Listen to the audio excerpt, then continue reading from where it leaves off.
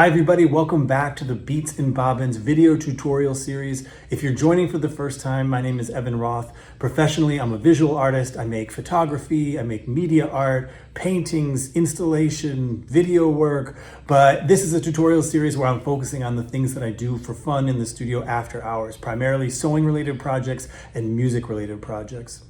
So this is a bit of a special Beats and Bobbins episode because as you can see, I am not in my studio today. I'm joining you from my hotel room here in Scottsdale, Arizona. I'm here because I'm working with the Scottsdale Museum of Contemporary Art on an exhibition that's going to happen later this year. I've been spending the last few days waking up very early to film the sunrises over the desert surrounding Scottsdale and these really beautiful landscapes. So I thought this could be a good opportunity to talk about something I brought up in a previous episode related to modular DJing and these portable, small, compact systems that can go in your carry-on luggage and with you on the road so that when you have downtime in your hotel room in Scottsdale, Arizona, and you're not working, you can be working on your DJ sets. So I'm going to be focused in this episode talking about my setup, some tips that I use when I'm doing these hotel room setups for DJing. I'm going to be focused on the Reloop Mixtour Pro, along with my other all-time new favorite piece of DJ gear, the long neck phone clamp. So if you're interested to see how I put this to use and some ideas about mobile on-the-road DJ setups, stay tuned. So this is my mobile setup. I've got my Reloop Mixtour Pro as the centerpiece here, going out to an iPhone 14 Pro Max. It's connected with this long arm clamp here. Orange is going to my power supply. White is going USB-C back into the phone. And this white cable is going to a portable speaker. And then I have headphones coming into the headphone jack here. I've had the Mixtour Pro for a couple of months now and I'm really liking it. But what I wasn't prepared for was how much I was going to fall in love with the DJay Pro app running on the phone and the different affordances that having a viable DJ solution running from a phone can have in not just performing but also preparing set lists. So I'm not going to go over the ins and the outs of how to use the Mixtour Pro. There's other videos online that do a good job of this. I'm going to link to Phil's from Digital DJ Tips, who has a video. He goes over everything for how to use it. It's actually his video that has this advice of getting the phone up off the table a little bit. And so this long arm clamp solution that I like so much, it takes that idea sort of to an extreme. And what that does in my mind is two things. The first is that it's bringing the screen, and as it gets closer to your face, the amount of visual real estate that's taking up in your peripheral vision is similar to the size the laptop screen would be anyway at a distance. So it becomes a much more usable visual device. But the second and maybe more exciting one to me anyway was that it becomes an interface device now. So rather than just looking at it, now it's really at arm's length in a way that as I'm playing with the knobs here, it becomes an extension of the hardware and a place to be inputting and performing as well as just using it as a visual tool. So I'm gonna give a quick demo of how this works. Turn the encoder, I'm gonna load a song into deck A. I'll load another one into deck B. For the purposes of hopefully not getting any copyright complaints, I'm gonna pitch this down a little bit by holding mode and going down 3 here, going down 3 here. While I'm at it, I'm gonna change the BPM mode, shift, pump up the BPM a little bit. Okay, so now I have these two songs. I've got a song playing over here. And over here, I've got just a drum track on with my stems. So when I'm playing, I usually am in this settings mode that gives you some additional parameters. And I particularly like the pad mode. So over here, you can see it's still in cue point mode. So like this is the same cue point as this. But if I go over to effects, for example, and I'm in pad mode, now I have a phaser where it's two-dimensional. So up and down is high pitch, low pitch, and left and right is my phaser. And so if it were playing this track here, high pass, low pass,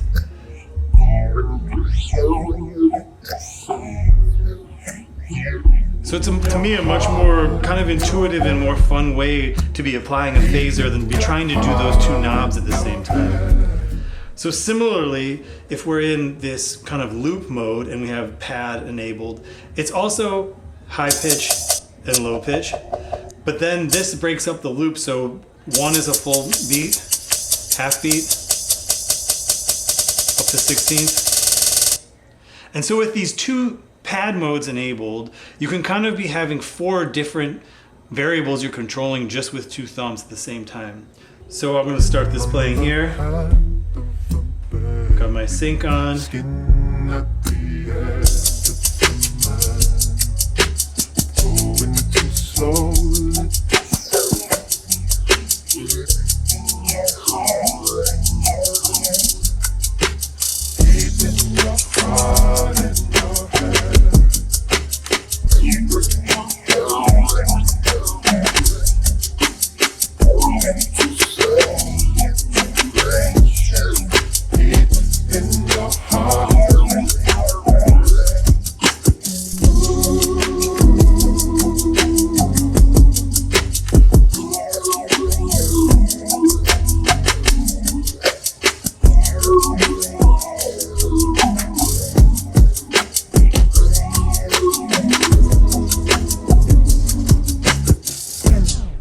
And I'll show another way we can use the phone as a secondary input. I'm going to load in a couple more tracks here.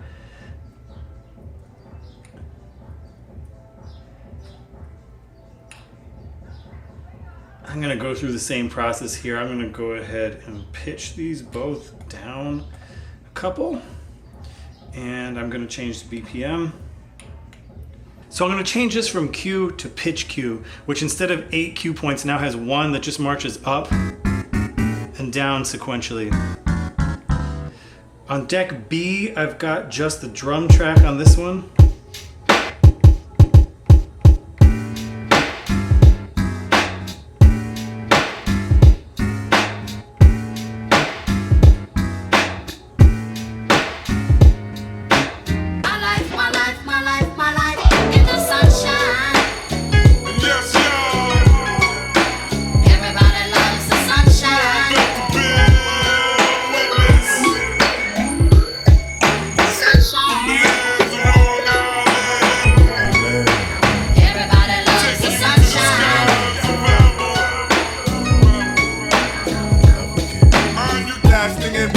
Like cuts to flesh, be that crew from the 516 point of view. The skills so tight, and the rhymes of a giant, them clips will turn into a diamond. The level of rhyming, pressure come from less than me and my man.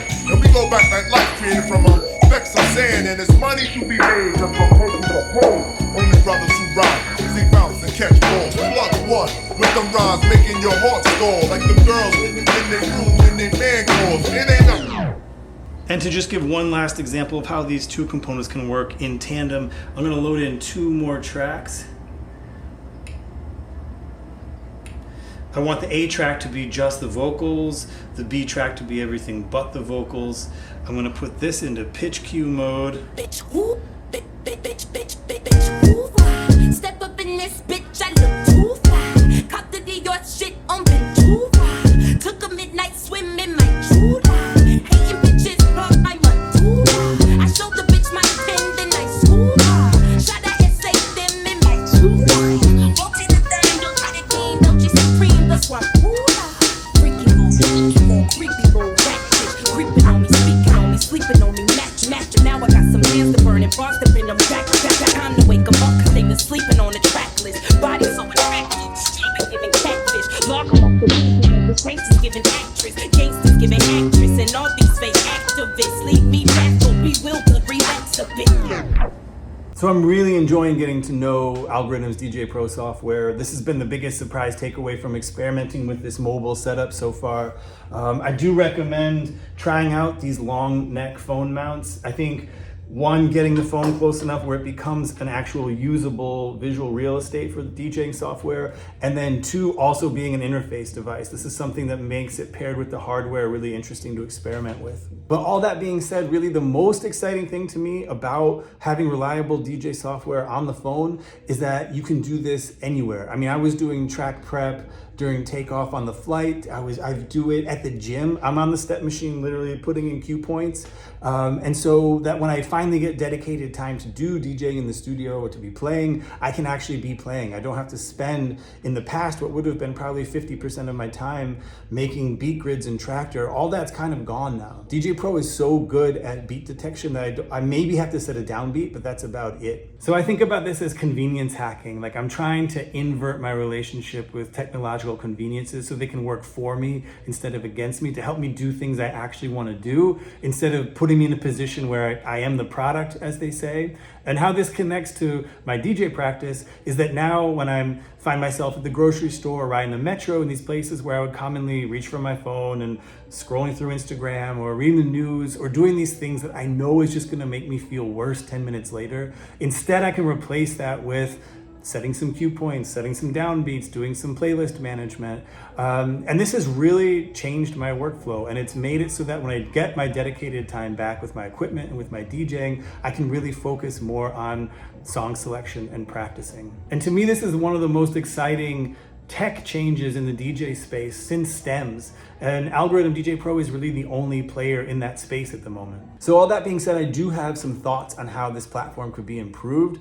To me, the biggest misstep Algoriddim's making at the moment is that there's no way, at least as far as I can tell, to sync the database on your phone with the laptop, meaning that all that work you put into track prepping, setting downbeats, that you did on the phone, there's no way to then merge that into the laptop. It's locked into the phone. You have to retype it in on the laptop.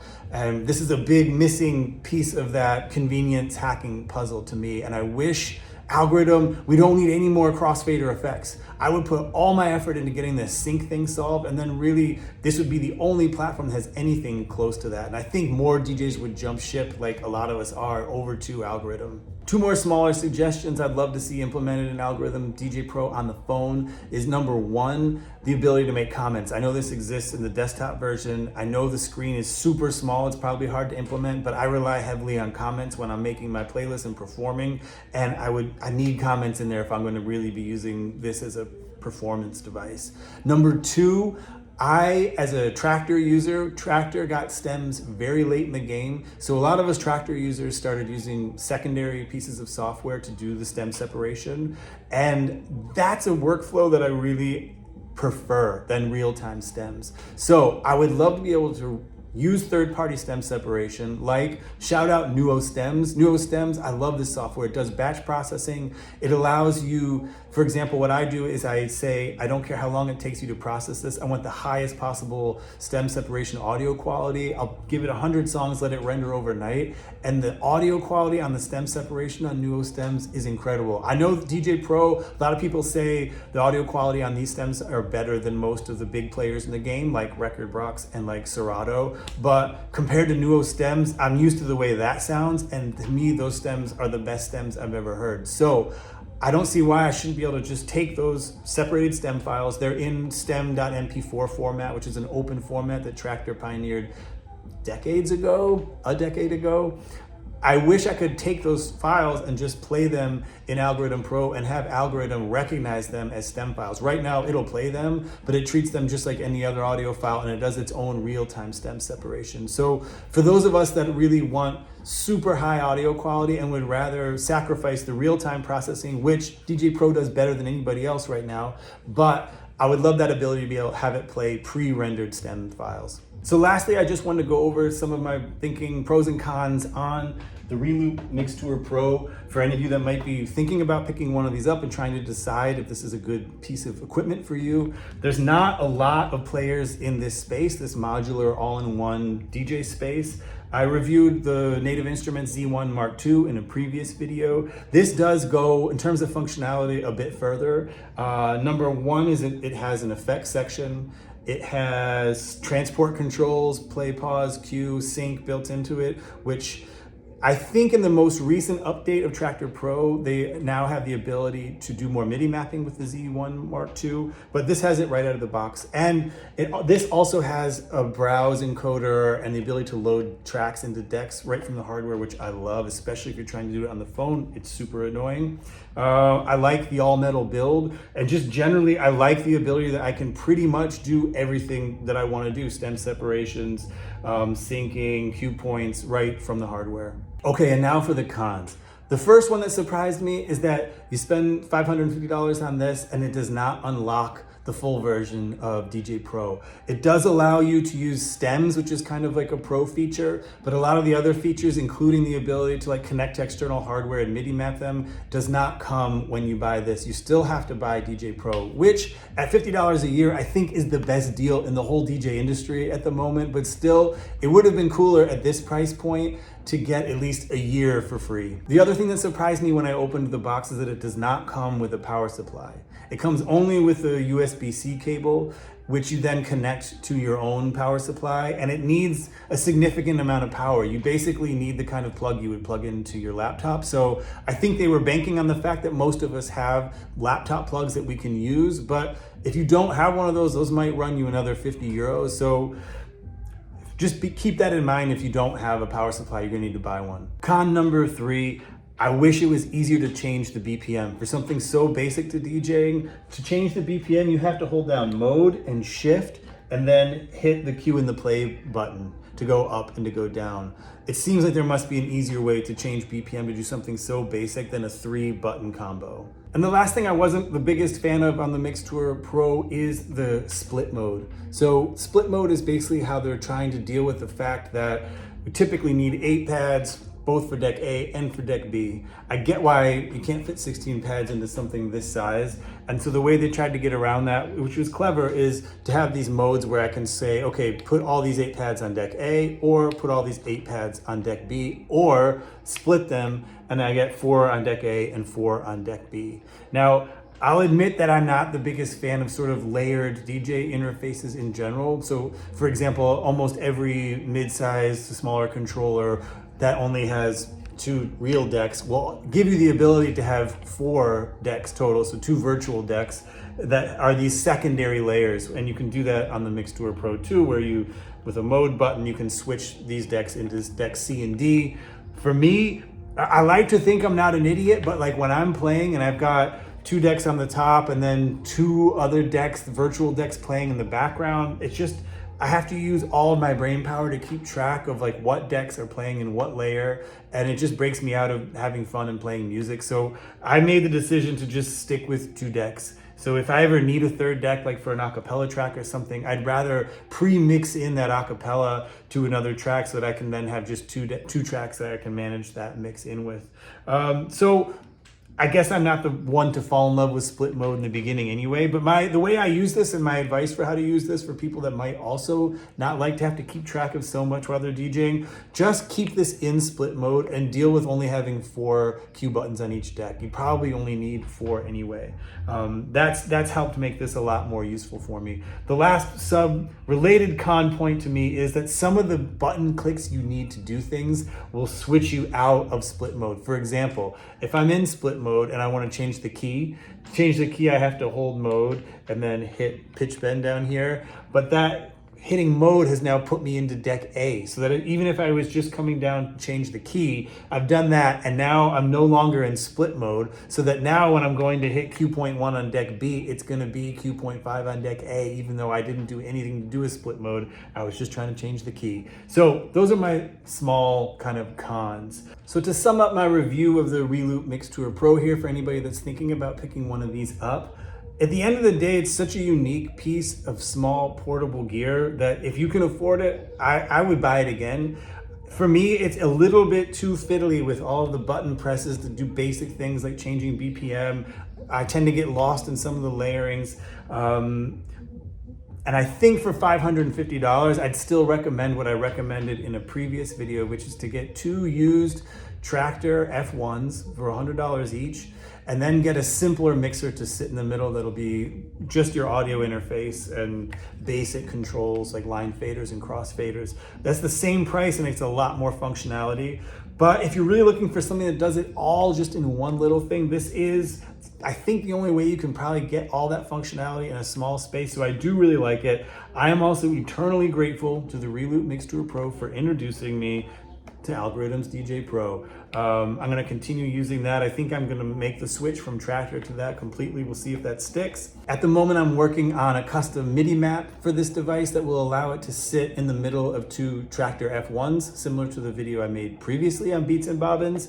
I think that scenario is going to solve a lot of the shortcomings that I feel like using this as its own standalone device will have. So I'm excited and optimistic about that. Stay tuned to Beats and Bobbins if that's something that might interest you. I also might have an upcoming episode on how to make your own custom headphone covers. Subscribe to the channel if you're interested in getting updates when either of those new videos drop. If you are interested in more of the things I do on the art side, you can check out my website at evan-roth.com. I also have a shop where you can find Ethernet braided bracelets, patches, prints, and other things. That's at shop.evan-roth.com. If you have any input on this setup or related setups, I'd really be interested in hearing those. Please leave those in the comments. Thanks so much for watching this Beats and Bobbins episode, and I'll be back again with more soon.